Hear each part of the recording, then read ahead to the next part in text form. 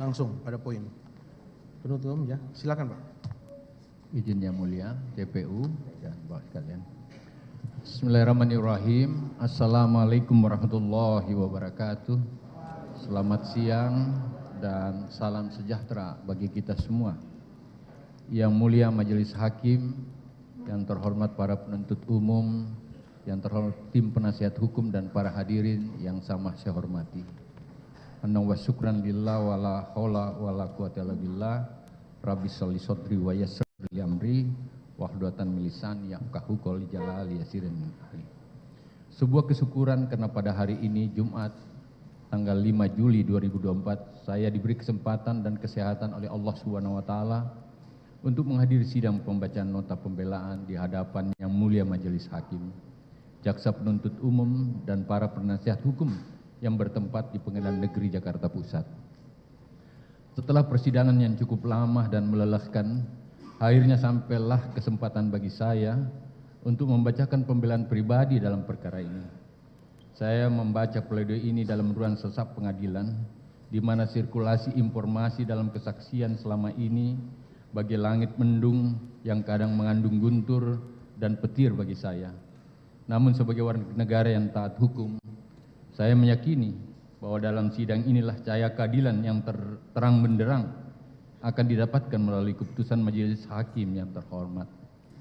Majelis Hakim yang terhormat, betapa sulit membuat nota pembelaan ini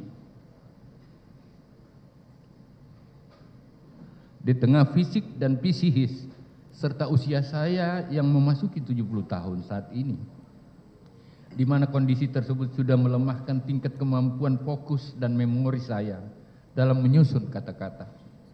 Terlebih lagi saya mendengar informasi bahwa terjadi pembentukan atau framing opini yang mengarah pada cacian, hinaan, olok-olok, serta tekanan yang luar biasa dari pihak tertentu kepada saya dan keluarga saya, baik di tingkat pemeriksaan maupun dalam proses persidangan. Mulai dari berita bohong atau hoax bahwa saya menghilang dan melarikan diri pada saat melaksanakan tugas negara di luar negeri, sampai pada hal-hal yang menurut saya melampaui batas keadaban masyarakat Indonesia. Hal tersebut membuat saya hampir merasa putus asa, mengingat saya selama ini hanya berniat untuk bekerja, memberikan pengabdian terbaik bagi bangsa dan negara di seluruh rakyat Indonesia, dan menjadikan tugas tanggung jawab saya menjadi bagian dari ibadah saya pada Tuhan Yang Maha Kuasa, baik itu sebagai aparatur maupun anggota masyarakat. Pembentukan atau framing opini tersebut seakan menjadi vonis yang mendahului putusan hakim. Psikologi yang terbentuk membuat kepanikan dan ketakutan bagi orang-orang yang sebenarnya mau memberi kedudukan baik fakta maupun moral. Seakan tuduhan kepada saya ini bisa menyeret semua orang yang pernah berkenalan dan menjalin silaturahmi dengan saya, baik dalam kedinasan maupun secara pergaulan. Bukankah hukum dibentuk untuk membuat keteraturan dan kedamaian, bukan menebar ketakutan dan fitnahan? Apalagi sepemahaman saya, asas praduga tak bersalah, presumption of innocence, harusnya dijunjung tinggi oleh semua orang, serta memberi hak jaminan perlindungan dan kesetaraan bagi warga negara di bumi tercinta ini. Sedari awal sejak dimulainya pemeriksaan kasus ini, pembentukan framing opini tersebut terproduksi dengan hebat. Isu liar dan tuduhan sesat terus terkapitalisasi, seolah-olah saya sebagai manusia yang rakus dan maruk. Hal tersebut saya yakini dirangkai untuk mempengaruhi publik dan membunuh karakter saya, karakter examination, dan mungkin juga berniat untuk mempengaruhi majelis hakim dalam memutuskan perkara ini. Bahkan kelihatannya ada yang ingin mencari popularitas pada kasus ini. Majelis hakim yang saya hormati, dalam proses persidangan ini saya melihat begitu tega dan kejinya tuduhan serta fitnah dari orang-orang yang saya anggap dekat dengan saya. Saudara Panji yang saat itu saya angkat sebagai ajudan, karena pertimbangan mempunyai latar belakang sebagai pegawai Kementan yang masih muda dan bebas kepentingan, dengan harapan mampu mengawal dan menjaga saya dan menjalankan tugas dari hal-hal yang dapat merugikan saya sebagai menteri, namun tak disangka melemparkan tuduhan-tuduhan tak berdasar dengan berbagai asumsi dan rekayasa informasi. Dengan pemanfaatan posisi sebagai orang dekat menteri dan bertugas setiap saat di samping menteri. Terlebih lagi tuduhan Panji tersebut menyeret-nyeret keluarga saya dan menggambarkan sesuatu yang berlebihan yang pada faktanya memperkuat alibinya untuk menjalankan peran seolah-olah untuk kepentingan menteri. Sejenak saya tidak mampu membayangkan hal ini, Yang Mulia. Saya dan keluarga hanya bisa menyerahkan kehadirat ilahi terhadap pengkhianatan kebaikan yang telah saya berikan kepada saudara Panji. Tuduhan Panji terus akan melekat sepanjang hidup saya. Meskipun demikian istri dan anak-anak saya dengan penuh kesabaran, ketulusan dan keikhlasan mengingatkan dan meyakinkan saya bahwa api keadilan tidak akan pernah padam bagi orang yang bekerja demi kebaikan orang banyak. Untuk itulah saya terus tidak boleh berhenti menantikan keadilan melalui penetapan yang mulia majelis hakim. Harapan keadilan itu terus ada selama 160 hari berlangsungnya sidang ini. Dari dalam kamar sempit ruang tahanan yang jauh dari berbagai fasilitas dan kehangatan keluarga terus terpanjatkan agar keadilan bagi saya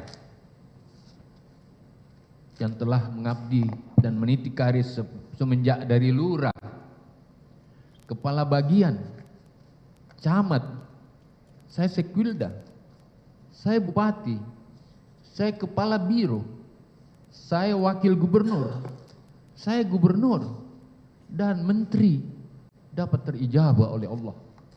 Demikian pula saya berharap mampu beradaptasi untuk lepas dari tekanan opini menyesatkan yang saya hanya ingin membandingkan betapa sulitnya fakta yang saya lihat dan alami ketika bangsa bersoal.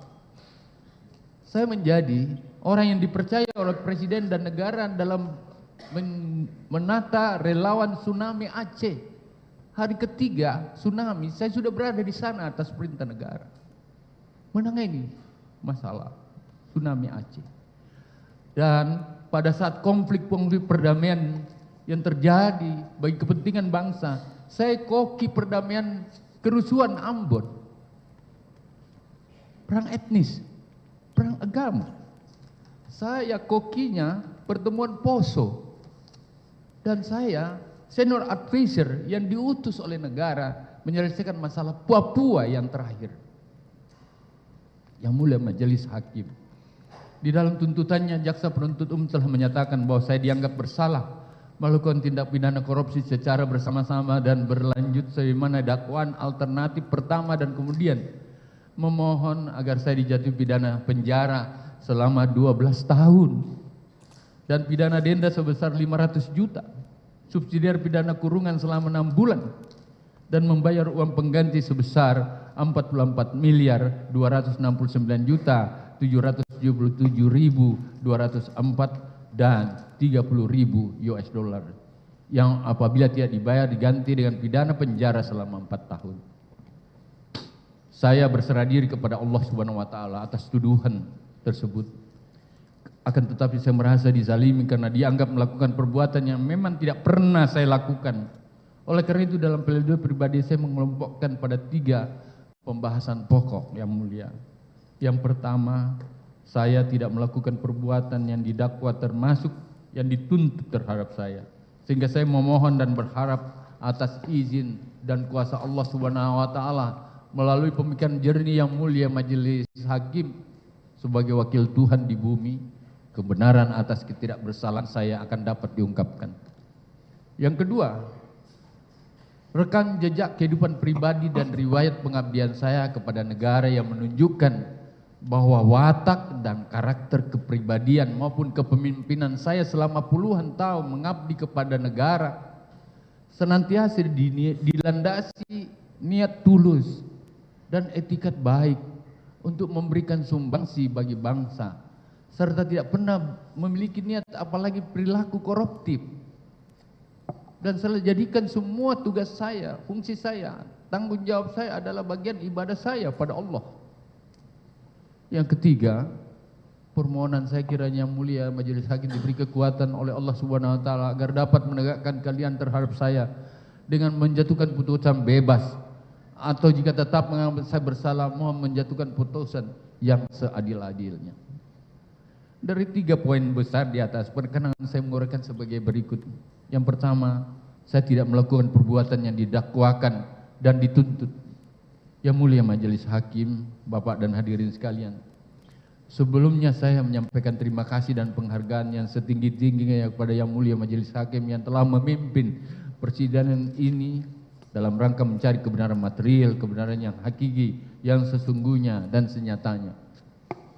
Dalam catatan saya, sidang ini telah berlangsung selama 20 kali sidang dengan dinamika keterangan para saksi yang secara luar biasa berdampak membunuh karakter saya, serta menyerang diri dan kehormatan pribadi saya beserta keluarga.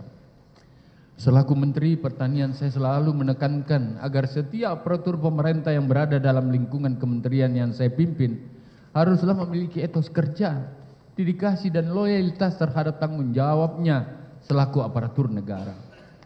Hal tersebut saya tekankan dan dalam setiap rapat-rapat. Selaku pembantu Presiden tentu saya memiliki harapan besar agar bisa berkontribusi besar kepada negara di bidang pertanian. Demi tujuan itulah saya bekerja tanpa mengenal lelah agar target yang ditetapkan oleh Presiden atau oleh negara dapat tercapai. Berbagai inovasi dan kebijakan yang berorientasi pada kepentingan negara lahir dari meja rapat kementerian yang saya pimpin. Begitu pula dukungan program pemberantasan korupsi yang mengakomodir semua program KPK dan para penegak hukum dalam beberapa kegiatan di lingkungan Kementan, terutama koordinasi dan supervisinya yang terus dilakukan pada Irjen dan Dirjen Kementan. Demikian pula dengan turut serta mengkampanyekan anti korupsi di lingkungan Kementan dalam bentuk himbauan maupun edaran. Berbagai cara dan upaya yang saya lakukan termasuk memasang target pada setiap direktorat. Hal-hal inilah yang memicu beberapa kreativitas yang berlebihan dan mungkin salah mengartikan keseriusan saya selaku Menteri Pertanian. Kreativitas bawahan untuk membangun kepercayaan atasannya, biasa kita sebut dengan istilah asal Bapak Senang, adalah istilah yang telah lahir sejak dimulainya perjalanan bangsa ini. Asal Bapak Senang bukan hanya sekedar istilah sebagai cerita. Nama grup band ABS atau nama grup band Istana yang muncul pada zaman Orde Lama. Asal Bapak Senang, ABS, sebuah nama grup band yang diberikan nama oleh seorang ajudan Presiden Soekarno. Hanya karena beliau tidak mengetahui nama band tersebut. Cerita kreativitas seorang ajudan Presiden bukan hanya sebatas cerita lucu atau kreativitas seorang ajudan.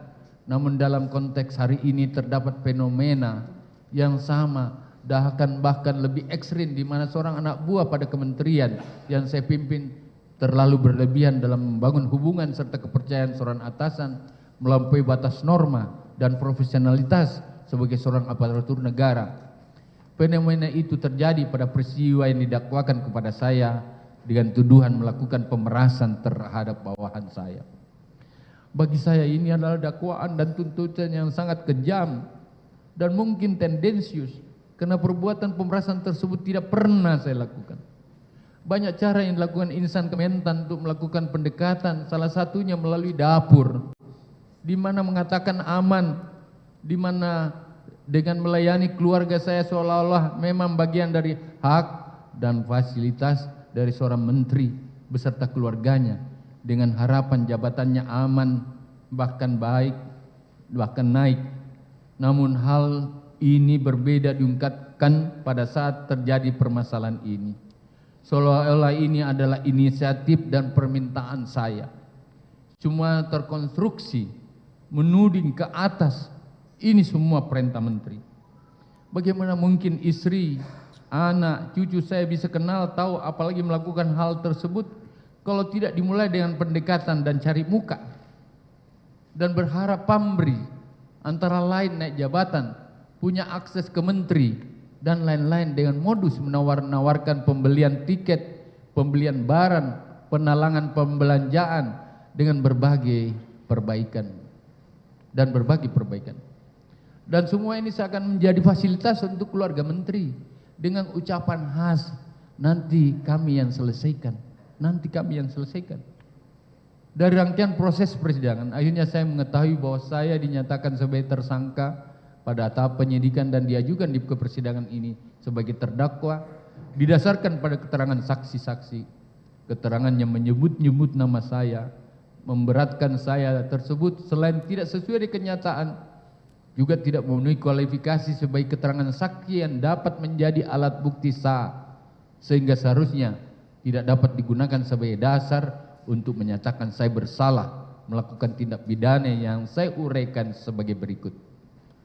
Pertama, dakwaan dan tuntutan terhadap saya melanggar asas non testimonium di auditu, keterangan yang diperoleh dari orang lain bukan merupakan keterangan saksi, karena didasarkan keterangan saksi yang hanya mendengarkan dari kata orang lain, yang hanya katanya. Keterangan para saksi seperti saksi Kasdi, para dirjen, direktur dan seluruh saksi yang dihadirkan menyatakan bahwa saya memerintahkan untuk melakukan pungutan, urungan, atau memberikan dan menyerahkan sejumlah uang dan barang. Semuanya tidak diberikan dalam kapasitas saksi tersebut mendengar langsung perintah dari saya. Mereka tidak pernah mendengar dari mulut saya. Semua menyatakan mendengar dari saksi Panji yang merupakan ajudan saya tanpa melakukan konfirmasi terhadap saya. Yang mulia majelis, perkenan saya mengingatkan kita semua keterangan saksi melalui video berikut. Izin yang mulia. Ini dalam persidangan yang pertanyaan dulu. Silakan yang mulia, Bapak sekalian yang kami muliakan. Apa pernah dengar saya perintah langsung, baik katanya atau apa ceritanya saya perintah langsung dan minta uang, minta dibayarkan, pernah dengar atau seperti itu? Yang langsung dari saya, adik, kan ini adik-adik saya ini semua pernah dengar? Tidak. Tuhan, terima kasih. Terima kasih ya Allah. Terima kasih Pak. Saudara tidak pernah berhubungan dengan terdakwa kan? Tidak pernah. Jelaskan pada persidangan. Kan berjenjang Pak, nggak mungkin. Bukan masalah mungkin dan tidak mungkin. Dia tidak pernah intinya Pak. Fakta. Apakah saudara pernah dan dimintai langsung oleh? Tidak pernah. Konfirmasi mengenai permintaan dari tidak. Orang lain itu tidak pernah. Itu cukup. Yang kedua Pak yang mulia, di Kementan penuh player Pak. Kami mendapat penghargaan dari KPK 4 kali tentang korupsi. Silakan. Apakah sama sekali tidak pernah lihat player terhadap jangan korupsi, gunakan SOP dan don't ever against the law, seperti itu, no corruption. Pernah nggak pernah nggak lihat itu? Bahkan di Kementan yang besar sekali satu gedung, bermasalah lihat sedikit terdakwa sebagai menteri pertanian pernah tidak mendapat penghargaan dari Komisi Pemberantasan Korupsi? Dengar nggak saudara? Pernah dengar? Ada. Nanti diperlihatkan. Saudara kan dalam nota pembelaan sudah perlihatkan semua. Makasih. Ada. Makasih. Ada. Kami akan sampai di pembelaan nanti. Makasih. Kami teruskan yang mulia, izin CPU yang kami cintai. Ketentuan pasal 1 angka 26 KUHAP menyatakan bahwa saksi adalah orang yang dapat memberikan keterangan guna kepentingan penyidikan, penuntutan dan peradilan tentang suatu perkara pidana yang ia dengar sendiri, ia lihat sendiri dan ia alami sendiri. Sejalan dengan itu pasal 185 ayat 1 KUHAP mengatur bahwa keterangan saksi sebagai alat bukti ialah apa yang saksi nyatakan di sidang pengadilan yang dalam penjelasan pasal tersebut menyatakan bahwa keterangan saksi tidak termasuk keterangan yang diperoleh dari orang lain atau testimonium di auditu. Kenyataannya para saksi, yaitu saksi Kasdi, para dirjen, direktur dan seluruh saksi dalam keterangannya pada berita acara pemeriksaan atau BAP tingkat penyidikan maupun dalam keterangan di persidangan yang diambil sumpah menyatakan bahwa keterangannya diperoleh dari saksi Panji tanpa melakukan konfirmasi langsung dari saya, baik melalui telepon maupun WhatsApp grup yang kami miliki, dan setiap hari berlangsung komunikasi. Tidak mendengar secara langsung dari saya tanpa melakukan konfirmasi terhadap saya. sehingga keterangan saksi-saksi yang memperoleh informasi dari orang lain atau testimonium di auditu sesuai pasal 185 ayat 1 KUHP berikut penjelasannya tidak dapat menjadi alat bukti untuk menyatakan kesalahan saya, dan sejatinya saya memang tidak pernah menyampaikan pada saksi hal-hal yang diterangkan para saksi tersebut. Yang kedua, dakwaan dan tuntutan terhadap saya melanggar satu saksi bukanlah saksi, unus testis nullus testis, karena keterangan seorang saksi saja tidak cukup untuk membuktikan bahwa terdakwa bersalah terhadap perbuatan yang didakwakan kepadanya. Ketentuan pasal 185 ayat 2 KUHP menyatakan keterangan seorang saksi saja tidak cukup untuk membuktikan bahwa terdakwa bersalah terhadap perbuatan yang didakwakan padanya. Ketentuan tersebut hanya dapat disimpangi apabila disertai dengan satu alat bukti yang sah lainnya, sebagaimana disebutkan pada dalam pasal 185 ayat 3 KUHP. Sejalan dengan itu, pasal 83 KUHP juga menegaskan bahwa hakim tidak boleh menjatuhkan pidana kepada seorang kecuali apabila dengan sekurang-kurangnya dua alat bukti yang sah. Dari rangkaian ketentuan hukum tersebut saya sangat jelas bahwa untuk dapat menyatakan kesalahan seorang harus didasarkan atas dua alat bukti yang sah. Di persidangan terungkap fakta bahwa keterangan saksi Panji yang menyebutkan saya memerintahkan untuk melakukan pengumpulan, menyerahkan dan atau memberikan sejumlah uang dan barang hanyalah keterangan satu orang saksi saja, karena saksi Panji menyatakan bahwa saat menerima perintah itu hanya seorang diri tanpa adanya orang lain yang mendengarkan. Terlebih itu memang saya tidak pernah menyatakan atau menyampaikan pada saksi Panji baik perintah maupun arah yang bersifat menyimpang, sehingga keterangan tersebut tidak benar dan sangatlah mengada-ada. Dari perspektif hukum, keterangan tersebut hanya keterangan satu orang saksi Panji saja tanpa didukung oleh keterangan saksi lain maupun alat bukti lain. Keterangan saksi Kasdi, saksi para dirjen, saksi direktur dan saksi lainnya menyebut-nyebut atau mengait-ngaitkan nama saya juga hanya didasarkan pada informasi atau mendengar dari keterangan saksi Panji yang selain berdasarkan ketentuan pasal 1 angka 26 dan 27 serta pasal 185 ayat 1 KUHP sebagaimana telah diuraikan sebelumnya merupakan keterangan yang diperoleh dari orang lain atau testimonium di auditu yang tidak dapat menjadi alat bukti yang sah. Juga keterangan tersebut hanyalah keterangan mandiri yang terpisah atau saling berdiri sendiri yang tidak ada hubungannya satu dengan yang lainnya, sehingga tidak memenuhi ketentuan pasal 85 ayat 3 maupun ayat 4 KUHP, sehingga tidak dapat pula digunakan untuk menyatakan kesalahan saya. Apalagi senyatanya memang tidak pernah ada perintah dari saya kepada saksi Panji maupun kepada siapapun untuk melakukan perbuatan menyalahgunakan kewenangan atau penyimpangan. Yang ketiga, dakwaan tuntutan terhadap saya mendasarkan pada asumsi pendapat saksi melanggar asas keterangan saksi tidak boleh merupakan pendapat atau pemikiran, tetapi harus menjadi peristiwa yang ia dengar sendiri atau lihat sendiri dan alami sendiri. Pasal 185 ayat 5 KUHP menyatakan bahwa baik pendapat maupun rekaan yang diperoleh dari hasil pemikiran saja bukan merupakan keterangan saksi. Ketentuan ini memperkuat pengaturan dalam pasal 1 ayat 26 dan 25 KUHP bahwa keterangan saksi yang dapat menjadi alat bukti adalah keterangan saksi-saksi yang mengenai suatu peristiwa pidana yang dia dengar sendiri, ia lihat sendiri dan alami sendiri. Keterangan yang merupakan pendapat hasil pemikiran adalah keterangan ahli dan bukan keterangan saksi. Keterangan saksi harus merupakan fakta yang dia dengar, lihat dan alami sendiri. Seorang saksi tidak boleh memberikan pendapat atau pemikiran tentang sesuatu yang diterangkannya, tetapi hanyalah boleh menerangkan peristiwa yang sebenarnya dan tidak lain daripada yang sebenarnya tentang apa yang ia dengar, lihat dan alami sendiri. Saksi Panji menerangkan diantaranya bahwa saya disebut banyak mengangkat pejabat Kementerian Pertanian, orang-orang dari Sulawesi Selatan, yang menurut pemikiran saksi Panji karena dianggap lebih loyal tanpa batas. Keterangan saksi Panji yang jelas-jelas bukan orang Sulawesi Selatan, orang Bugis, tetap menyatakan bahwa jika orang Sulawesi Selatan yang diangkat sebagai pejabat akan lebih loyal tanpa batas kepada saya merupakan gambaran yang bersifat abstrak, bukan pengalaman pribadi dan menunjukkan betapa keterangan tersebut bukan merupakan keterangan yang ia dengar, lihat dan alami sendiri, tapi merupakan pendapat maupun rekaannya.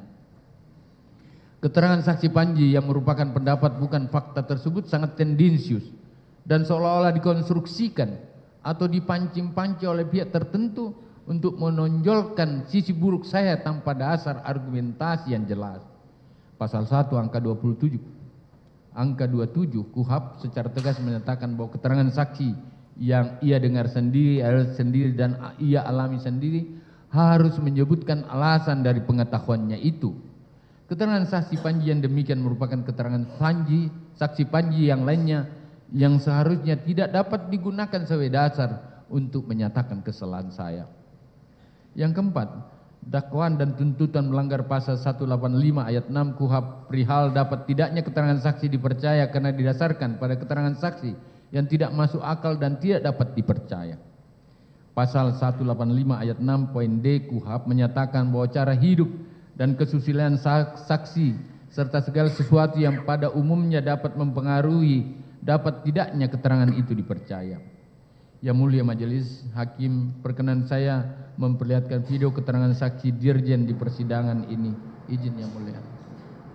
Apakah ada informasi yang saudara dengar sendiri ya?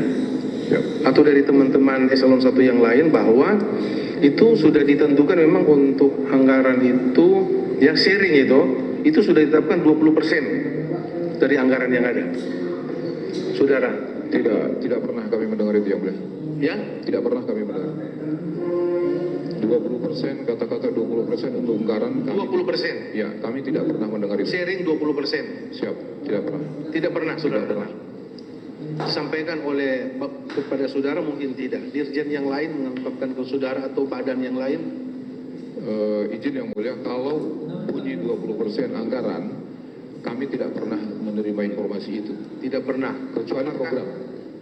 Ya? Kecuali program. Maksudnya program apa? Program kan ada program kita di Kementan, 20% diskresi pimpinan, itu kami disampaikan. Oh gitu. Ya, kalau program. Itu resmi ya? Artinya disampaikan bahwa menteri kalau itu. Oh itu disampaikan oleh menteri. Apakah seri 20% itu untuk kepentingan beliau atau untuk kepentingan dinas? Kepentingan dinas. Dinas ya? Kepentingan dinas. Ini misalnya untuk Pak kepentingan Menteri ada dinas, kunker dan lain sebagainya jelas. itu. Situ. Baik ya. Jadi saudara tidak mendengar sharing 20% itu ya? Tidak. Pernah saudara mendengar itu. Baik. Sharing 20% itu apakah disampaikan oleh Sekjen dalam Kasdi maupun oleh Menteri, saudara tidak pernah dengar? Kami tidak pernah mendengar untuk sharing anggaran 20%. Baik, ini fakta ya, fakta. Yang mulia kami lanjutkan izin. Saksi Panji dalam BAP penyidikan maupun di persidangan menyatakan bahwa saya pernah meminta 20% dari setiap anggaran yang masing-masing satuan kerja di lingkup Kementerian Pertanian. Anggaran Kementerian Pertanian setiap tahun adalah bersekitar kurang lebih 15 triliun yang mulia. Saya sudah menjabat sejak akhir 2009, apabila dihitung 20% atau 1/5 selama 4 tahun sejak 2020 sampai dengan tahun 2023, yaitu 2% atau 1/5 kali 15 triliun per tahun kali 4 tahun sama dengan 12 triliun yang mulia. Maka saya telah menjadi orang yang sangat kaya raya dan berkecukupan, sementara semua harta benda saya yang telah disita oleh penyidik tidaklah besar, sangat jauh dari nilai tersebut. Ini menunjukkan bahwa keterangan saksi Panji tersebut tidaklah masuk akal. Selain itu, apabila benar ia menyampaikan kepada saksi Sekjen, para dirjen, saksi direktur dan saksi lainnya bahwa menurutnya saya telah memerintahkan hal-hal seperti pungutan dan urungan atau memberikan dan menyerahkan sejumlah uang dan barang yang tidak pernah saya perintahkan, menunjukkan pula bahwa saksi Panji bisa dan biasa mencatut nama saya yang memperlihatkan bahwa saksi Panji mempunyai cara hidup dan kesusilaan yang buruk, tidak masuk akal dan tidak dapat dipercaya, dan memang itu sangatlah tidak benar adanya yang mulia. Begitu pula keterangan saksi yang menyatakan bahwa apabila ada pejabat eselon 1 dan eselon 2 tidak bersedia memenuhi permintaan saya akan dimutasi, juga tidak masuk akal. Sesuai dengan peraturan perundang-undangan yang mengatur mengenai kepegawaian, tidak ada kewenangan saya terkait pengangkatan, pemindahan atau pemberhentian pejabat eselon 1, eselon 2, bahkan eselon 1 sekalipun. Tetap melalui sebuah SOP yang diatur oleh aturan undang-undang yang ketat. Semua itu kewenangan dan tugas pokok Saksi Kasdi selaku sekjen didasari oleh Pepres. Ini ada aturan dasarnya, Pepres nomor 117 2022 tentang Kementerian Pertanian dan Permentan nomor 19 2022 tentang organisasi dan tata kerja Kementerian Pertanian. Saya tidak mungkin turut campur dalam proses tersebut apabila dalam pengangkatan pejabat di lingkungan Kementerian Pertanian berdasarkan Undang-Undang ASN nomor 5 tahun 2014 menganut merit system, di mana selaku pembina kepegawaian saya hanya membentuk pansel dan prosesnya selebihnya berada di pansel tersebut. Panitia seleksi. Pembina kepegawaian dalam hal ini menteri hanya memilih dari nama-nama yang disodorkan oleh pansel tersebut. 3 nama saya tidak pernah koreksi, mulai dari saya penjabat di gubernur, bupati, selalu saya ambil yang tertinggi. Boleh dicek. Saya tidak pernah mengambil urutan 1, 2, 3 walaupun itu hak prerogatif untuk mengambil yang di bawah, kedua atau tiga. Saya ngambil yang paling di atas. Apabila saya tidak mempunyai kewenangan dalam proses memaksakan diri untuk mempengaruhi sekjen melalui penyalahgunaan berdasarkan aturan, mereka pun dapat mengajukan proses keberatan ke Badan Pertimbangan Aparatur Sipil Negara. Ini diatur, Bapak.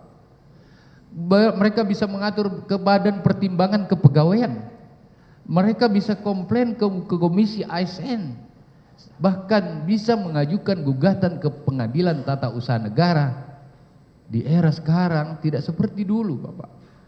Transparansi, keterbukaan seperti sekarang dapat juga menyebarluaskan melalui berbagai media sehingga viral. Kenyataan hal tersebutlah tidak pernah ada karena memang saya tidak pernah melakukan perbuatan mengancam, melakukan mutasi atau demosi pejabat. Selama saya 30 tahun lebih menjadi pejabat tertinggi di unit kerja. Karena memang sangat tidak masuk akal bila saya melakukan hal seperti itu. Tidak perlu. Keterangan-keterangan saksi Pak Haji maupun saksi lainnya di dalam suatu hal tidak masuk akal dan tidak benar, berbohong, maka dapat dipastikan bahwa keterangan-keterangan lainnya pun juga tidak benar, Yang Mulia. Oleh karena itu dakwaan dan tuntutan yang berdasarkan pada keterangan saksi-saksi yang tidak masuk akal dan tidak dapat dipercaya karena tidak benar tersebut didasarkan pasal 185 ayat 6 KUHP seharusnya tidak dapat digunakan sebagai dasar untuk menyatakan kesalahan saya. Yang kelima, dalam dakwaan tuntutan terhadap saya melanggar prinsip penyelesaian hierarki hukum yang wajib mendahulukan penyelesaian dari hukum administrasi terlebih dahulu sebelum dilakukan proses hukum pidana sesuai ketentuan pasal 20 sampai dengan pasal 21 Undang-Undang nomor 30 tahun 2014 tentang administrasi pemerintahan.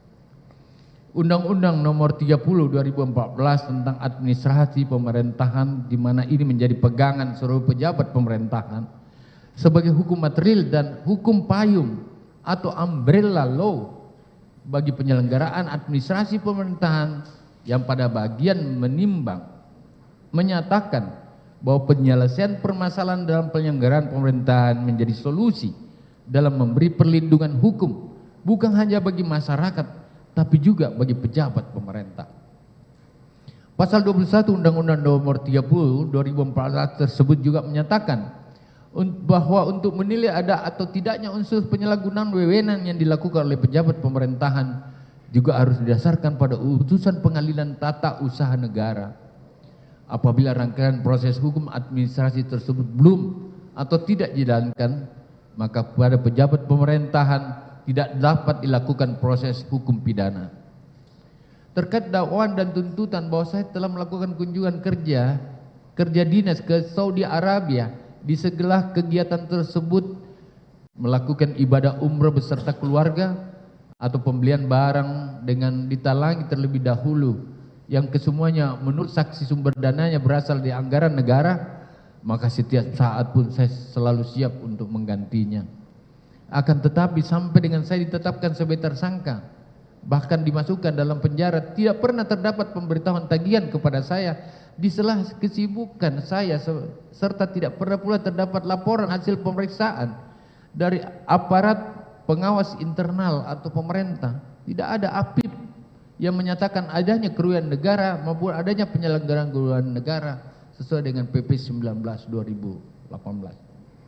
Oleh karena itu ketiadaan kedua instrumen di atas, maka tidak terdapat pula putusan pengadilan, tata usaha negara yang menyatakan saya telah melakukan penyalahgunaan kewenangan yang merugikan keuangan negara. Dengan tiadanya hierarki proses hukum administrasi sebagaimana tersebut di atas, maka sesuai Undang-Undang Nomor 30 Tahun 2014 tentang administrasi pemerintahan yang saya pahami, terhadap saya harusnya tidak dapat dilakukan proses secara pidana. Hukum pidana merupakan upaya terakhir, ultimum remedium, asas, apabila secara hukum lainnya tidak memadai atau tidak dapat menyelesaikan permasalahan. Sementara sarana hukum lainnya terutama hukum administrasi yang diamanatkan Undang-Undang Administrasi Pemerintahan belum dijalankan. Terhadap saya telah secara terburu-buru dilakukan proses hukum pidana. Yang mulia Majelis Hakim dan Jaksa Penuntut Umum, PH dan hadirin sekalian. Yang keenam, terhadap saya tidak dapat dibebankan pertanggungjawab pidana karena tidak terdapat niat jahat non mens rea. Di persidangan terdapat saksi yang menyatakan bahwa jika ada pejabat eselon 2 yang tidak mematuhi perintah saya akan dilakukan mutasi demosi, padahal tersebut bukan kewenangan saya. Begitu pula terdapat saksi yang mengatakan bahwa membawa durian ke rumah, padahal saya dan keluarga saya termasuk orang yang tidak suka makan durian, dan dibawanya durian ke rumah saya juga tanpa sepengetahuan atau izin dari saya.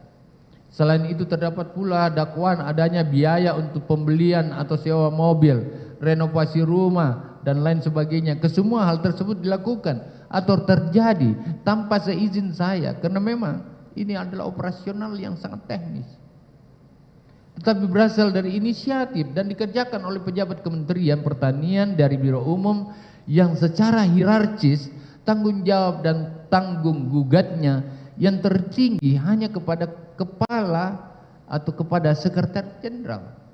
Mereka di bawah sekretaris jenderal. Saya selalu katakan yang mulia, tugas menteri adalah penjabaran visi presiden dan negara. Tugas eselon 1 adalah melakukan pengolahan program strategis. Eselon 3 adalah pengolahan kegiatan operasional, dan eselon 3 ke bawah adalah teknis operasional, technical operasional, operasional technical.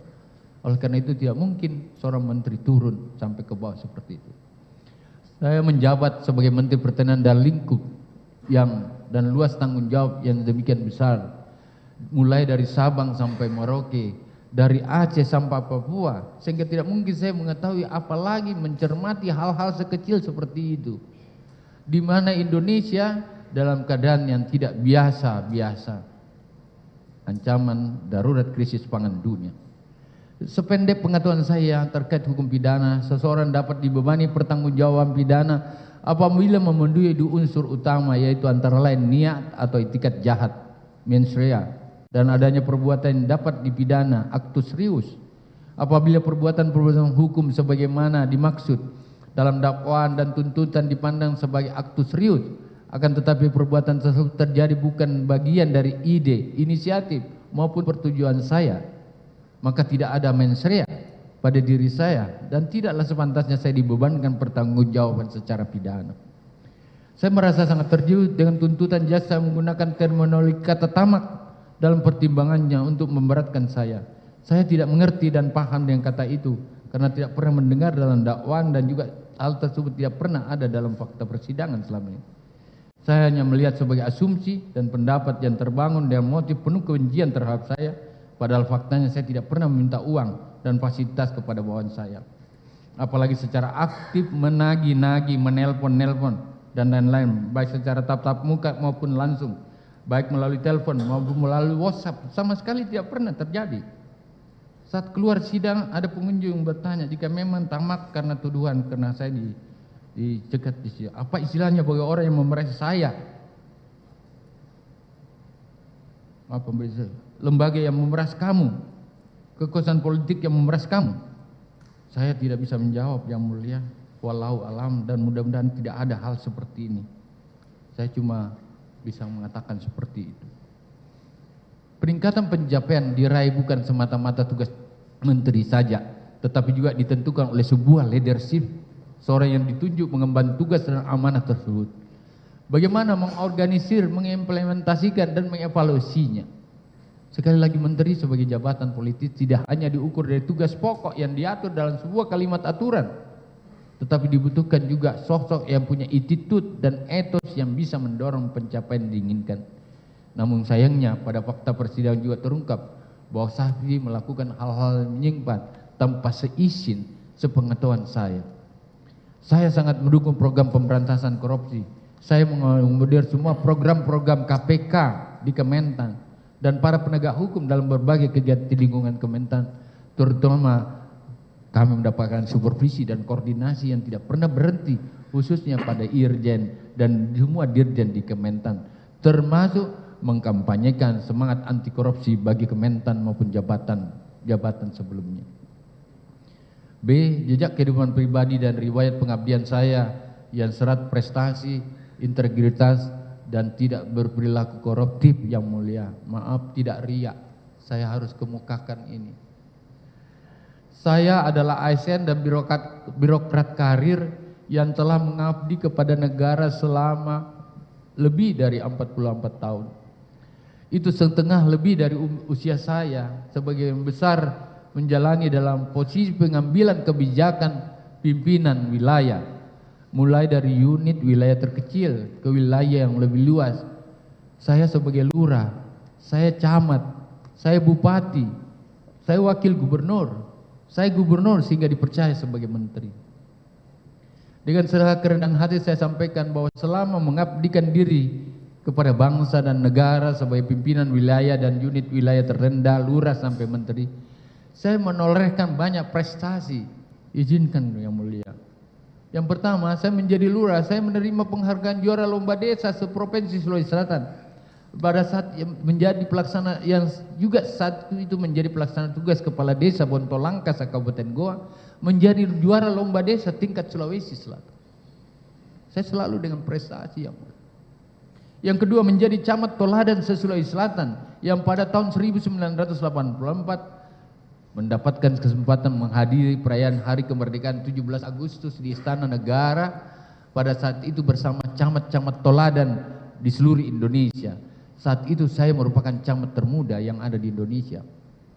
Ketiga, saat saya menjadi bupati, meraih penghargaan yang pertama, tentu yang utama aja, penghargaan Upakarti bidang pertanian dari Presiden Republik Indonesia 1997, penghargaan Manggala Karya Kencana tahun 1997, penghargaan Bakti Koperasi dan Pengusaha Kecil dari Menteri Koperasi dan UKM 1997, penghargaan Satya Lencana Kebaktian Sosial tahun 1998, penghargaan Satya Lencana Pembangunan tahun 2001, daerah percontohan otonomi pertama di Indonesia tahun 2001, di Kabupaten Gola yang merubah Undang-Undang Nomor 5 tahun 74 tentang otonomi daerah, dan itu dimulai dari kabupaten yang saya pimpin.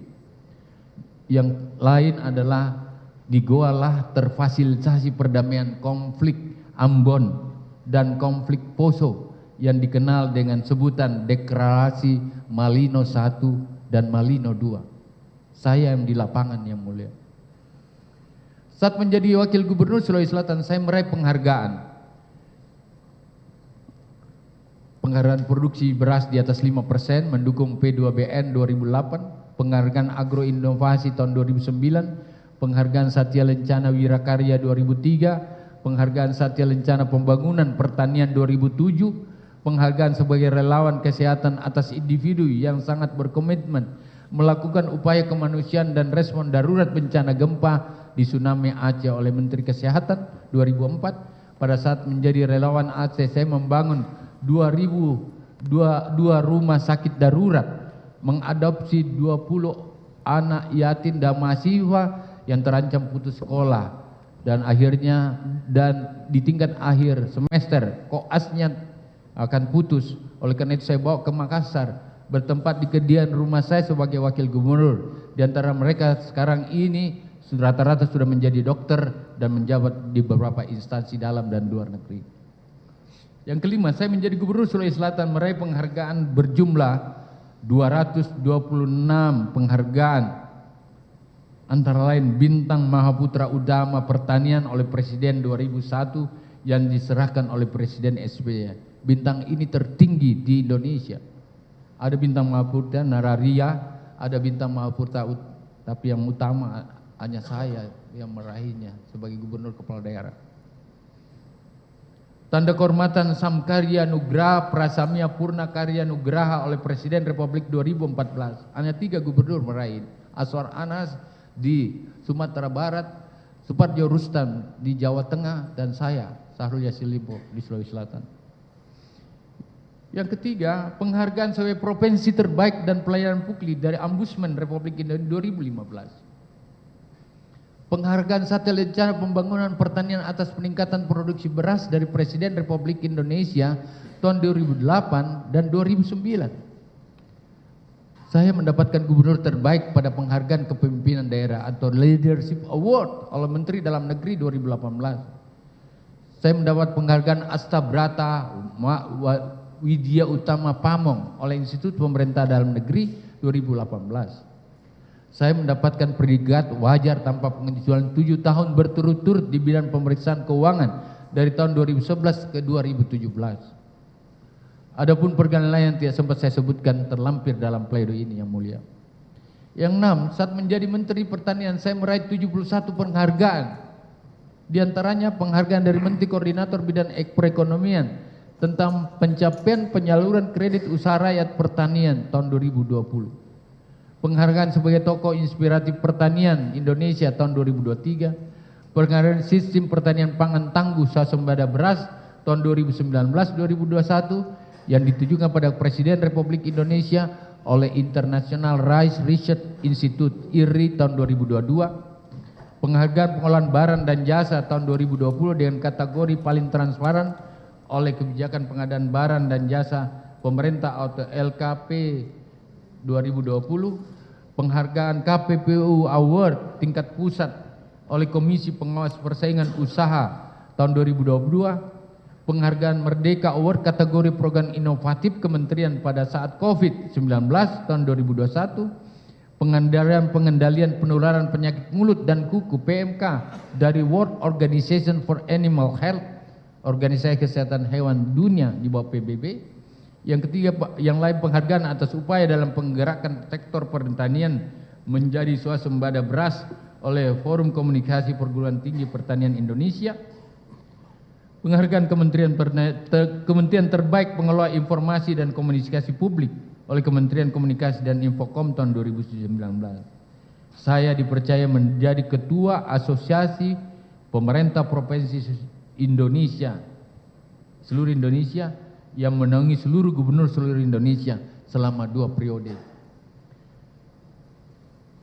Yang lain, di Roma saya terpilih sebagai Ketua G20 Dunia di Forum FAO. Penghargaan Kementerian Pengelola Informasi dan Komunikasi.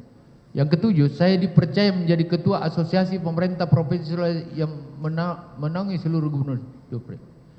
Saya juga sebagai Ketua Kuartir Daerah Gerakan Pramuka Sulawesi Selatan dan mendapatkan penghargaan Lencana Melati sebagai tanda memiliki jasa pengabdian yang luar biasa bagi Gerakan Pramuka. Kesembilan, mendapatkan penghargaan akademik dari beberapa universitas dalam dan luar negeri antara lain. Universitas Tun Hussein On Malaysia sebagai Doktor Honoris Causa HC Urusan Pertahanan dan Fasilitas Infrastruktur tahun 2016. Universitas Sultan Zainal Abidin Unisca Terengganu Malaysia sebagai Doktor Honoris Causa Bidang Pengurusan dan Kepemimpinan sekaligus mendapat penghargaan dari Bapak Pencetus dan Penggerak Inovasi Pendidikan Sulawesi Selatan oleh Yayasan Diraja Sultan Misan Terengganu Malaysia pada tahun 2017. Saya mendoktorkan kurang lebih 500 orang dari Sulawesi Selatan, antara lain ke perguruan-perguruan tinggi ini. Yang lain adalah Universitas Hasanuddin telah memberikan saya gelar Profesor Kehormatan dalam Tata Negara dan Kepemerintahan tahun 2002, yang sebelumnya menyelesaikan program S3 Doktor di bidang Hukum Ketatanegaraan dan Pemerintahan dengan judul Penerapan Prinsip Good Governance dalam Pengawasan Pemerintahan.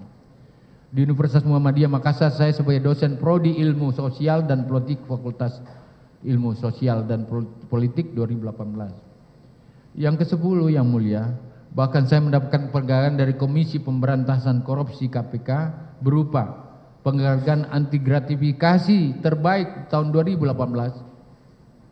penghargaan pengelolaan LKPN terbaik 2019, sertifikasi Aksi Nasional Pencegahan Korupsi AMK atas pengelolaan data penyaluran subsidi pupuk dan pemanfaatan NIK Butuhan, dan puluhan daerah wilayah bebas korupsi oleh KPK ditetapkan di hampir seluruh Indonesia yang saya miliki. Di hadapan Yang Mulia Majelis Hakim, perkenan saya untuk mempresentasikan sebagian capaian kinerja saya sebagai Menteri Pertanian yang mempunyai dampak pada pembangunan nasional yang menyita hampir seluruh aktivitas saya. Maaf, ada yang terlangkai.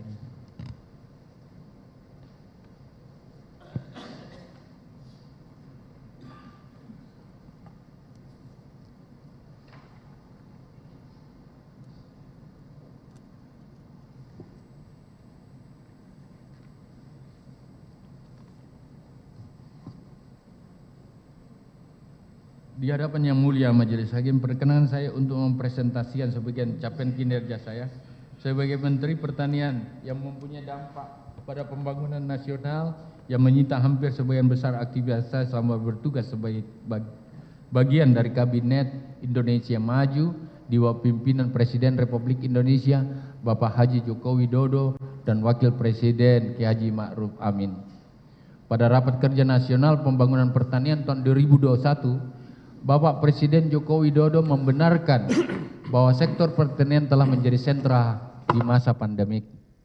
Presiden menggarisbawahi 9 isu strategis dalam pembangunan pertanian. Diawali dengan menyoroti peringatan Food Agriculture Organization atau FAO tentang potensi krisis pangan, sehingga pengelolaan yang berkait dengan pangan dan pertumbuhan pertanian perlu dilakukan maksimal. Pengelolaan pangan dan pembangunan pertanian khususnya terkait dengan komoditi bahan impor seperti kedelai, jagung, gula, bawang putih dan beras harus diseriuskan. Pengembangan lumbung pangan atau food estate, pengembangan pertanian dengan skala ekonomi luas, pemaksimalan teknologi pertanian, penerapan harga yang kompetitif dan bersaing menjadi sorotan Presiden Joko Widodo untuk mengoptimalisasi pembangunan pertanian.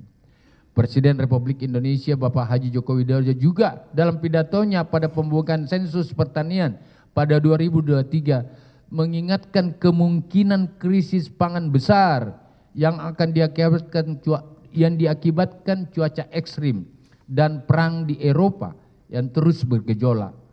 Ancamannya adalah 345 juta orang di dunia terancam kekurangan pangan dan kelaparan.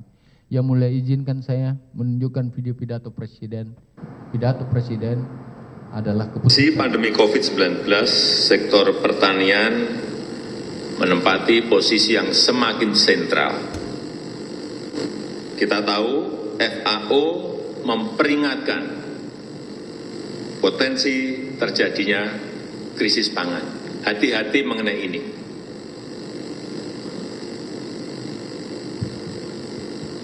Hati-hati, akibat pembatasan mobilitas warga dan bahkan distribusi barang antar negara, distribusi pangan dunia menjadi terkendala. Dan kita tahu beberapa minggu hari terakhir ini, urusan yang berkaitan dengan tahu dan tempe, kedelai menjadi masalah juga. Karena tadi yang saya sampaikan. Kita tahu penduduk Indonesia sudah 270 juta lebih. Oleh sebab itu, pengelolaan yang berkaitan dengan pangan itu betul-betul harus kita seriusi. Pembangunan pertanian betul-betul harus kita seriusi secara detail. Terutama, saya ingin menggarisbawahi terutama yang berkaitan dengan komoditas pertanian yang impor. Kedelai, hati-hati. Jagung, hati-hati. Gula, hati-hati. Ini yang masih jutaan-jutaan. Jutaan ton. Bawang putih. Beras. Meskipun ini sudah 2 tahun kita, hampir 2 tahun kita enggak impor beras. Ini saya mau lihat betul lapangannya, kondisinya seperti apa, apakah konsisten bisa kita lakukan untuk tahun-tahun mendatang. Tetapi yang tadi saya sampaikan, barang-barang ini harus diselesaikan. Urusan bawang putih, urusan gula, urusan jagung, urusan kedelai, dan komoditas yang lain yang masih impor. Tolong ini menjadi catatan dan segera dicarikan desain yang baik agar bisa kita selesaikan. Menurut saya, tidak bisa kita melakukan hal-hal yang konvensional, yang rutinitas, monoton seperti yang kita lakukan bertahun-tahun. Kita harus membangun sebuah kawasan yang economic scale, nggak bisa kecil-kecil lagi. Oleh sebab itu kenapa saya dorong food estate ini harus diselesaikan. Semuanya punya sense of crisis. Tiap hari kita mendengar mengenai krisis pangan. Bayangkan 345 juta orang di 82 negara menderita kekurangan pangan akut. Dan ini yang betul-betul mengenaskan, 19.700 orang setiap hari meninggal karena kelaparan. Kita patut bersyukur bahwa bulan Agustus yang lalu kita mendapatkan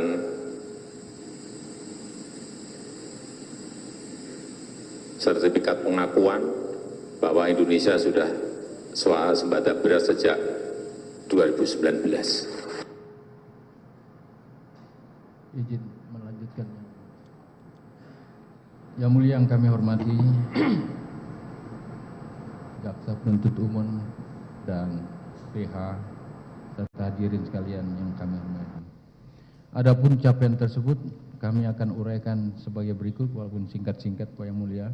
Yang pertama, peningkatan nilai dan pertumbuhan PDB sektor pertanian Indonesia berdasarkan nilai konstan dan harga berlaku. Yang pertama, pada tahun 2020 nilai harga konstan 1.770 triliun dan nilai harga berlaku 2.120 triliun. Pada tahun 2021 nilai harga konstan 1.870 triliun dan nilai harga berlaku 2.250 triliun. Pada tahun 2022 nilai harga konstan 2.250 triliun, nilai harga berlaku 2.430 triliun. Data ini bukan data Kementan, data ini data BPS statistik yang digunakan resmi oleh negara. Yang kedua, sebelum pencapaian tahun 2019, indeks produksi pertanian nasional 2020-2022 yang stabil dan meningkat. Pada tahun 2020, indeks produksi pertanian sebesar 167,55%. Pada tahun 2021, indeks produksi pertanian sebesar 166,49%. Pada tahun 2022, indeks produksi pertanian sebesar 175,75%. Yang ketiga, nilai tukar petani atau nilai kesejahteraan petani yang meningkat dan terus bertambah, yang sebelumnya dari 99%. Pada tahun 2020, nilai tukar petani sebesar 105,83%. Pada tahun 2021 nilai tukar petani sebesar 104,64%, nggak pernah dicapai sebelumnya. Pada tahun 2022 nilai tukar petani sebesar 107,33%. Nilai tukar usaha pertanian dari tahun 2020-2022 yang awalnya dari hanya 90%, pada 2020 nilai tukar usaha pertanian mencapai 105,12%. Pada tahun 2021 nilai tukar usaha pertanian sebesar 104,9%. Pada tahun 2022 nilai tukar usaha pertanian sebesar 107,49%, 46%. Yang kelima, peningkatan nilai ekspor pertanian. Jadi bukan impor, Pak. Pertanian ekspor. Pada tahun 2022 beras 366.151 kg setara dengan 14 triliun 173 juta 572.000. Jagung kita ekspor 64 juta 272.450 kg setara dengan 231 triliun 224 juta 760.000. Bertambah pada tahun 2021 beras menjadi 3.261.400 kg setara dengan 36 triliun 479 juta 814.000.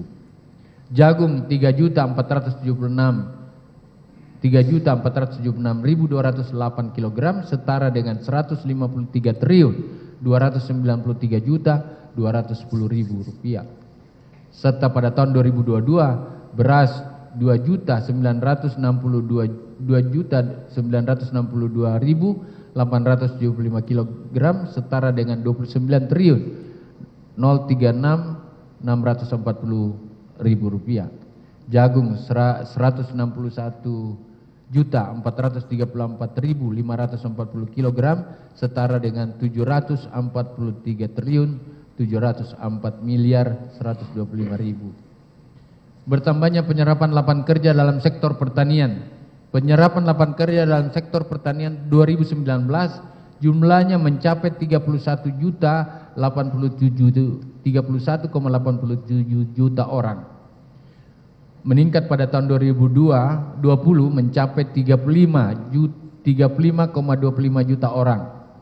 Pada tahun 2021 jumlahnya menjadi lebih besar karena masa Covid, dia masuk menjadi 37,13 juta orang. Tahun 2022 meningkat jumlahnya sebesar 37,84 juta orang. Adapun pencapaian dibahas di atas sangat dipengaruhi keadaan pandemi Covid serta kondisi global dunia antara lain perang dagang, perubahan iklim dan konflik antar negara. Tentunya semuanya dibutuhkan usaha dan kerja keras yang terarah, fokus, lebih mengutamakan kesejahteraan rakyat dan keselamatan rakyat, bangsa dan negara. Utamanya memberikan kepastian terhadap daya tahan, jaminan kepada rakyat dalam kebutuhan konsumsi hidup mereka.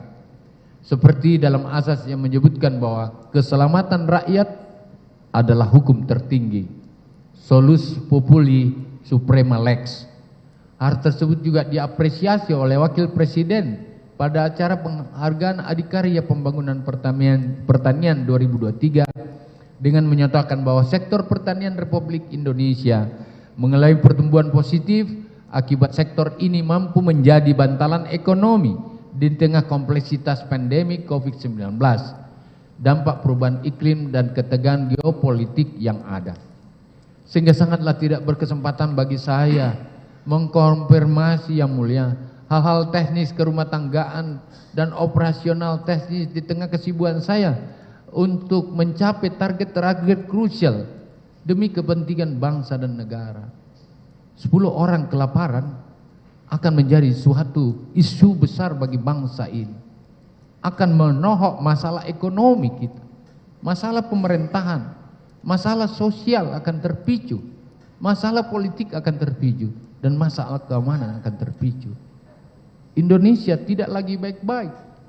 Bahkan yang mulai izin saya, Papua bersoal dengan makanan. Saya harus ke Papua menyelesaikan semua ini. Yang mulia majelis hakim, semangat dan tekad hidup saya adalah hanya untuk mengabdi bagi bangsa dan negara dan berguna bagi sesama serta menjadikan bagian ini adalah ibadah dalam kehidupan saya dan alam semesta. Tidak satu pun niat dan watak karakter saya untuk berperilaku koruptif, mengemis-ngemis minta dari bawah. Tidak. Saya tidak biasa, yang mulia. Jika selama mengabdi di daerah saya berperilaku koruptif, tentu saya sudah pasti berurusan dengan hukum. Begitu pula aparat pengawasan internal pemerintah maupun DPR sudah melakukan koreksi, serta di era transparan saat ini, pers yang bebas serta masyarakat yang semakin tinggi kualitasnya pemikirannya, pasti akan dengan masif dan lantang menyuarakan perbuatan tercela saya. Kenyataannya semua hal itu tidak pernah terjadi. Bahkan saya menjadi bupati selama 2 periode. Saya menjadi gubernur Sulawesi Selatan untuk 2 periode. Yang menunjukkan tingkat kepercayaan dan kepuasan masyarakat terhadap kinerja maupun integritas saya. Tegasnya saya selama ini selain berupaya untuk membaktikan diri dan berguna bagi bangsa dan negara, juga berupaya selalu menjaga dan mempertahankan integritas saya. Karena itulah maka saya memberanikan diri pernah mengajukan permohonan agar Presiden Republik Indonesia Bapak Joko Widodo yang saya hormati dan Wakil Presiden Bapak Yusuf Kalla berkenan menjadi saksi adecar saya kemarin. Mengapa ketika saya menjabat sebagai menteri terhadap saya disangkakan dan tidak melakukan perbuatan korupsi? Apabila saya memang berniat melakukan itu, saya pasti sudah melakukannya sejak dari dulu menjabat di daerah. Dan apabila hal tersebut terjadi dengan rentang waktu karir saya sebagai birokrat yang panjang, saya pasti akan sudah menjadi salah seorang yang sangat punya kekayaan. Rumah saya kalau banjir masih kebanjiran, Bapak, yang di Makassar itu. Saya tinggal di PTN.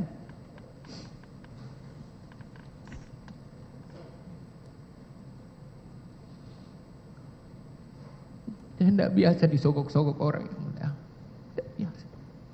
Tunjukkan saya pernah mengguru.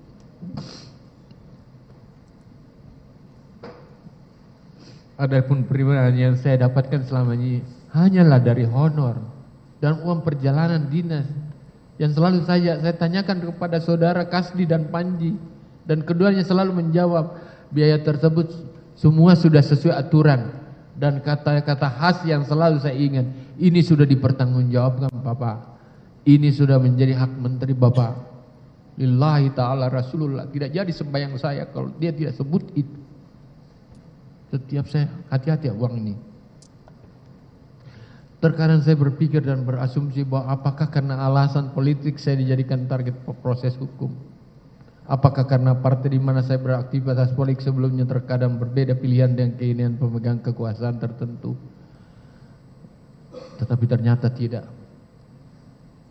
Saya harus berproses sesuai dengan aturan dan saya siap menerima apapun risikonya yang mulia. Benarkah asumsi banyak orang bahwa hukum menjadikan sebagai alat kekuasaan untuk menangani politik ini banyak disampaikan pada saya? Padahal orang yang berbeda. Hukum digunakan untuk membungkam pihak lawan, walau alam bisabab. Hanya Allah yang mengetahui kebenaran yang sesungguhnya. Saya berproses. Ini semua pertanyaan yang disampaikan, yang dilempar-lempar orang di setiap ujung saya bertemu, yang disampaikan oleh istri dan anak-anak saya. Apabila saya terlibat yang mulia dalam satu proyek yang diselenggarakan oleh Kementerian Pertanian yang saya pimpin, kemudian saya terindikasi melakukan penyalahgunaan kewenangan yang mengakibatkan kerugian negara, saya mungkin masih bisa menerima apabila dinyatakan tersangka. Tetapi dalam perkara ini sama sekali tidak ada proyek strategi nasional yang disebut. Penyelenggaraan perizinan dan rekomendasi maupun proyek bernilai di Kementan itu nilainya triliunan yang mulia. Nilainya triliunan. Dan disangkut pautkan terhadap saya. Impor beras 2 juta ton. Semua ini saya kasih hilang, nggak boleh ada seperti itu di Kementerian. Impor buah nggak boleh ada jatah menteri di situ, nggak boleh. Saya dilawan rame-rame karena saya melarang impor dari dalam. Ternyata saya harus dipenjara memang. Hal ini berbeda dengan ditersangkanya beberapa menteri atau beberapa pejabat yang kita baca, bahwa dia tersangkut masalah proyek, dia tersangkut masalah izin dan rekomendasi. Saya enggak, Bapak. Saya sampai hari ini terus bertanya, wah saya dijadikan tersangka. Yang di saat-saat terakhir ini saya bermohon agar penegakan keadilan dengan putusan bebas yang mulia. Di samping masih bertanya saya mengapa saya dijadikan sebagai tersangka dan terdakwa, saya terus bertanya mengapa saksi-saksi memberi keterangan yang beberapa diantaranya memberatkan saya, padahal saya yakin keterangan itu tidak benar. Apakah para saksi tersebut memberikan keterangan dalam keadaan tidak bebas?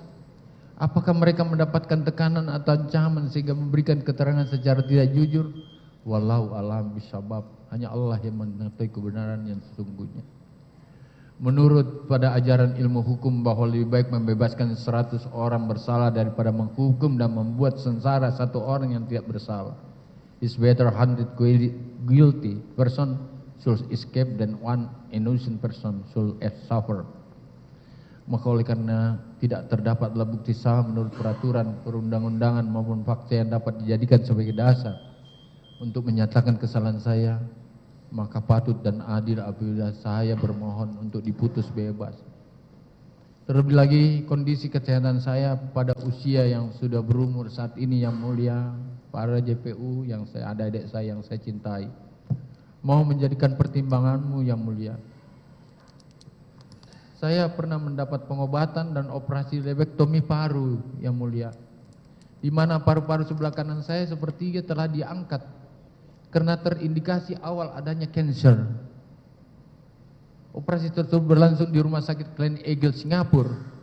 Demikian pula kondisi kesehatan istri saya yang sudah 3 kali lumpuh dalam perawatan pemantauan dokter karena sakit berkelanjutan. Mohon kepada Yang Mulia Majelis Hakim dengan harapan alasan kemanusiaan untuk menjadikan sebagai pertimbangan. Pada kesempatan ini saya mohon maaf yang sebesar-besarnya apabila selama proses persidangan ada tingkah laku, perkataan yang menyinggung perasaan Yang Mulia Majelis Hakim, adik-adik saya penuntut umum dan para panitera serta pengunjung sidang. Karena hal tersebut bukan tendensi kepada orang per orang, tapi lebih pada kultur budaya yang melekat pada karakter saya sebagai orang Bugis Makassar, terutama dalam penutur kata-kata atau dialektik saya yang mungkin salah. Tidak ada niat sama sekali. Dan tak lupa saya juga mengucapkan terima kasih kepada Yang Mulia Majelis Hakim, penasihat hukum, saudara-saudara, saudara kandung saya, keluarga saya, sahabat dan hande tolong, serta pengunjung sidang atas dukungan dan perhatiannya selama persidangan ini berlangsung.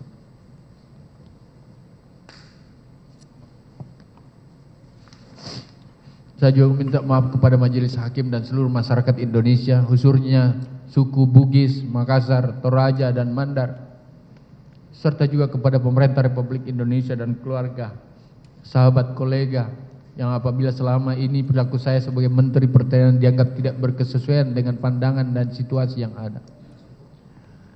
Izinkan saya menyampaikan tak lupa terima kasih saya kepada rekan-rekan pemerintahan Kabinet Indonesia Maju, lebih khusus dan utamanya kepada Bapak Presiden Joko Widodo, Bapak Wakil Presiden Kiai Haji Ma'ruf Amin yang telah memberikan amanah kepada saya dan selama ini mendampingannya dengan ketat. Juga kepada Bapak Surya Paloh selaku pimpinan Partai Nasdem yang saya banggakan atas kepercayaan politik dan persahabatan selama ini terjalin dengan baik. Dengan perannya konsisten selalu memberi arahan dalam membangun komitmen kebangsaan, memberikan kesempatan saya menduduki jabatan Menteri Pertanian sehingga berkesempatan berbakti untuk nusa dan bangsa. Melalui pengabdian saya di Kementerian Pertanian dengan segala capaian keberhasilan. Dan tentu terdapat kekurangan, dengan ini saya mohon maaf.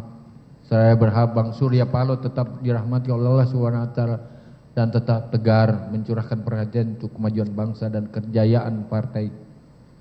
Keadaan apapun dalam kedukaan sekarang ini, saya selalu berdoa agar Bang Surya Paloh tetap sebagai abang yang sangat saya kenal. Baik pemikiran, ucapan, sikap kenegarawannya, dan saya suka mengayomi dan memihak pada kebenaran. Yang suka mengayomi dan memihak kebenaran. Hormatmu buatku abangku. Semoga hubungan antara saya dengan semua pihak, tetap terjalin dengan baik dengan falsafah suku Bugis Makassar yang mulia, mana morondong linoa gesar buta marai kata siama matonjeki, yang berarti biarpun bumi bergonjang, tanah bergemuruh, kita tetap harus bersaudara. Kepada orang tua saya bersimpuh maaf atas peristiwa ini. Ampunkan segala hilap dan kesalahan saya. Di ujung telapak kakimu saya berharap pintu keabadian untukku. Tak ada lagi rumah senyaman pangkuanmu. Ibu saya berusia 94 tahun yang mulia. 5 kali menjadi anggota DPR. Ayah saya 5 kali jadi bupati. Ayah saya tentara yang mulia. Dan salah satu yang saya ingat sebagai laki-laki, kamu gak boleh bohong. Dan saya masih pegang yang mulia sampai sekarang. Insya Allah. Izinkan pula saya menyampaikan pesan kepada keluarga saya. Lebih khusus istri saya yang ulang tahun hari ini.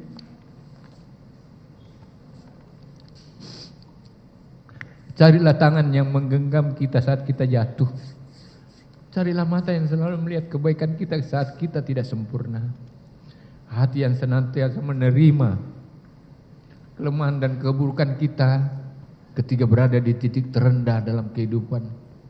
Semua orang, ibu, anak-anakku, cucuku bisa menemani senangmu, tapi tidak semua orang bisa menemani susahmu.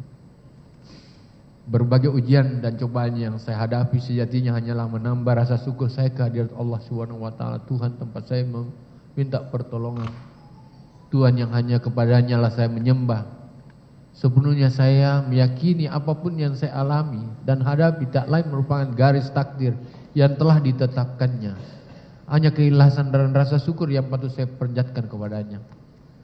Terkhusus istri saya Ayun Sri Arahab yang hari ini bertepatan pada tanggal lahirnya. Pada saat saya di sidang, 2 kakak saya meninggal yang mulia. Makanya yang sering mengawal saya di persidangan ini meninggal. Yang tegak dan istri saya tegak mendampingi saya dalam sidang segala peristiwa. Menjadi sumber kekuatan saya. Belahan jiwa yang selalu menjadi tempat saya pulang. Juga anak-anakku Indira Cundatita Sahrul Putri, Kemal Redindo Sahrul Putri, dan juga almarhum Rindra Sujiwa Sahrul, Rizka Mulfi Lutfi. Mereka ditempa dengan tanggung jawab yang besar. Juga cucu saya yang saya sangat cintai selalu tidur bersama saya yang mulia. Andit Tendri Bilan, Radisa Melati, Sofia Sahri Putri Redindo, Bintang Nugraha Putra Redindo. Kepada kalianlah risalah kecil ini saya sembahkan. Biarlah catatan kecil menjadi pengingat bahwa betapa luar biasa ujian yang menimpa kita. Sebuah keluarga dipertemukan dalam ruang sidang dan diadili bersama. Tidak pernah saya mendengar ada mulai dari cucu sampai kakeknya berada dalam satu persidangan. Baru di tempat ini. Bahkan tidak hanya itu, seluruh telunjuk seolah-olah menuding saya dan kalian tanpa memberi ruang yang cukup bagi kita untuk mengatakan kebenaran. Ketahuilah betapa saya sangat bangga dan mencintai kalian. Ketabahan dan ketegaran kalian juga lah yang sejatinya membuat kita mampu melewati ini semua.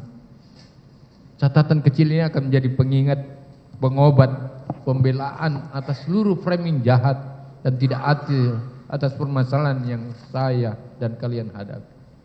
Yang secara sengaja dilakukan untuk menghina, merendahkan derajat saya dan kalian yang terbangun puluhan tahun yang ada. Tetapi yakinlah, Allah tidak tidur dan akan melihat kebenaran yang pernah kita lakukan. Janjinya bahwa kebenaran pada akhirnya tidak pernah bisa dikalahkan. Ia bisa disalahkan, tetapi tidak bisa dikalahkan. Di balik semua, yakinlah Allah Subhanahu wa taala menganugerahi hikmah yang luar biasa besar bagi kita semuanya. Kiranya Allah Subhanahu wa taala terus memahami dan meridai kita semua. Amin ya Allahumma amin. Majelis hakim yang mulia, yang terakhir, saya bukan penjahat yang mulia, apalagi pemeras. Saya bukan pengkhianat. Saya ini pejuang dari negara bangsa ini. Saya belum pernah dihukum yang mulia. Saya menyesali perbuatan saya. Saya siap bertanggung jawab Yang Mulia. Namun saya ingin pertinggalkan untuk saya bisa bebas dan berkumpul kembali dengan keluarga tercinta di sisa hidup saya di umur 70 tahun ini. Berdasarkan hal di atas, maka saya mohon kepada Yang Mulia Hakim atas izin Allah Subhanahu wa taala dilandasi hati nurani untuk memutuskan kepada saya putusan bebas atau putusan yang seadil-adilnya.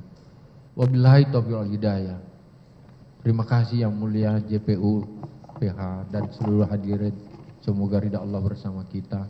Kita semua tetap dalam lindungan Tuhan. Sekian, Assalamualaikum warahmatullahi wabarakatuh. Izin saya menyerahkan. Ya, silakan.